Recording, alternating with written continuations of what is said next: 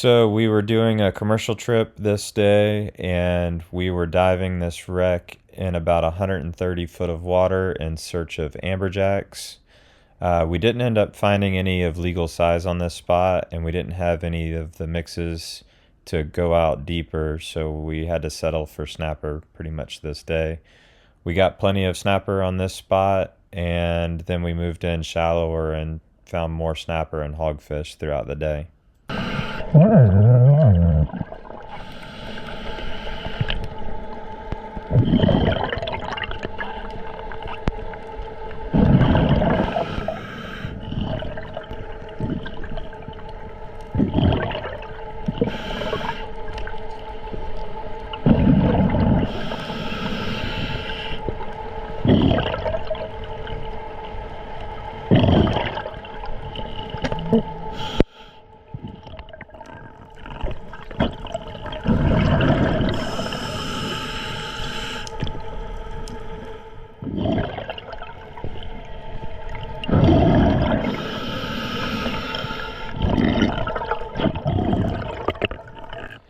I'm sure if you've dove the wreck before, you know exactly where we're at just by seeing those big stingrays on top.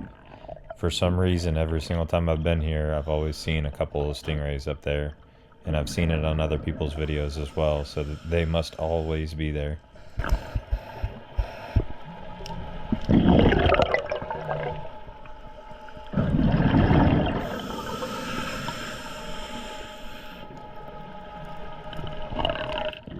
This particular day, the visibility was amazing up high above the thermocline, which this wreck sits up high enough to where it was sticking out. It's pretty much like an aquarium up there with the amount of life and bait and everything else that's on it. It was really neat to actually just go down there to even if you were just doing a sightsee dive, it would have been worth going in.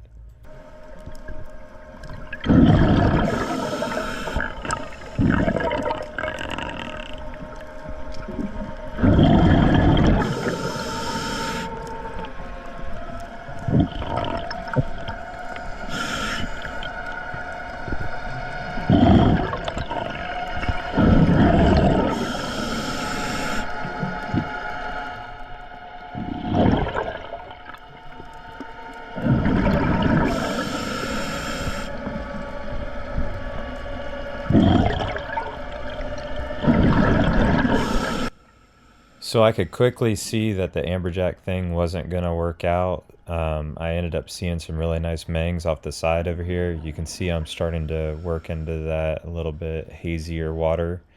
And that is a lot of times where they like to sit, especially in this broken down flat metal stuff. Plenty of hidey holes in here.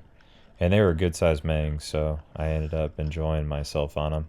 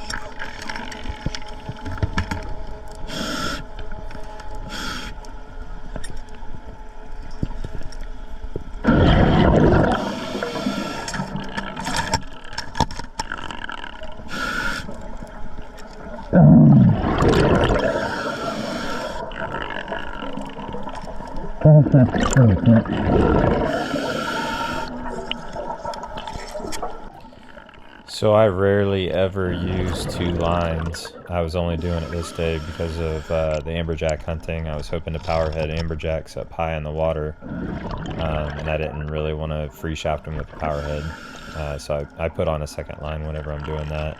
I'm not sure what I did on this. I think I took the secondary line off and just hung it off to the side, but man, it aggravated me this dive. That camera, I was pretty new to using that camera as well, and it kind of aggravated me as well. I was getting caught up.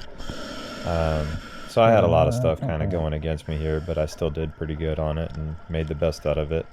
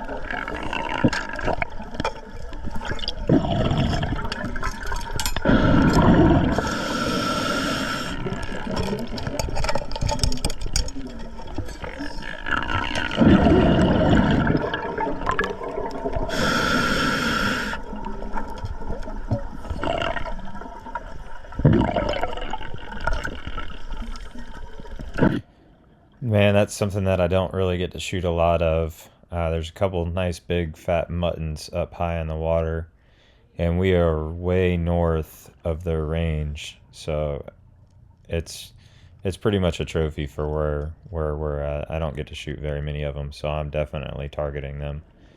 Now, up until this point, I've had the scooter and just been kind of holding on to it and kicking with it, and wish I didn't have it. But when I found these muttons, I was glad I did, because I was able to chase that one down and actually get a shot on him.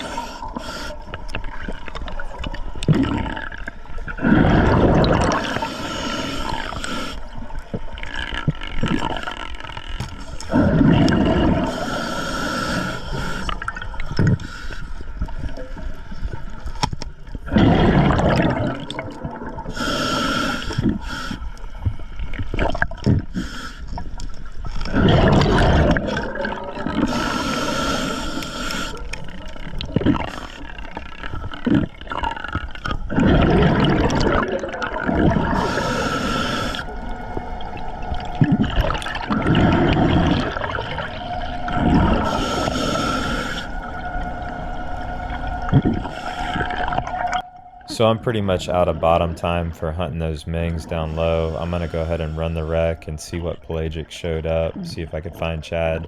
Chad had a higher percentage in his tank than I did, so he really couldn't go too much below deck.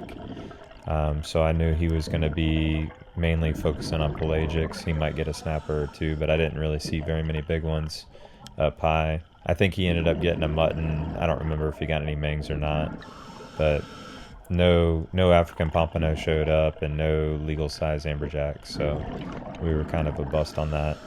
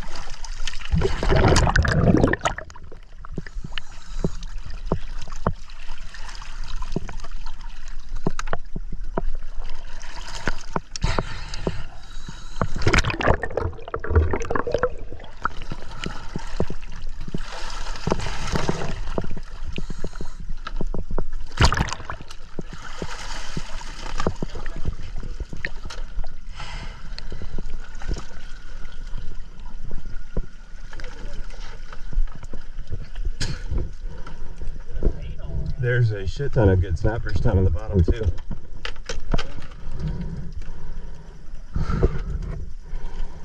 How'd you like that mutton?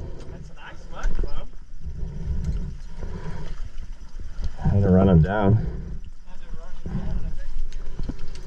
Well, he was up high. There was two of them up high. And I seen him and started chasing after him. He went down to the bottom.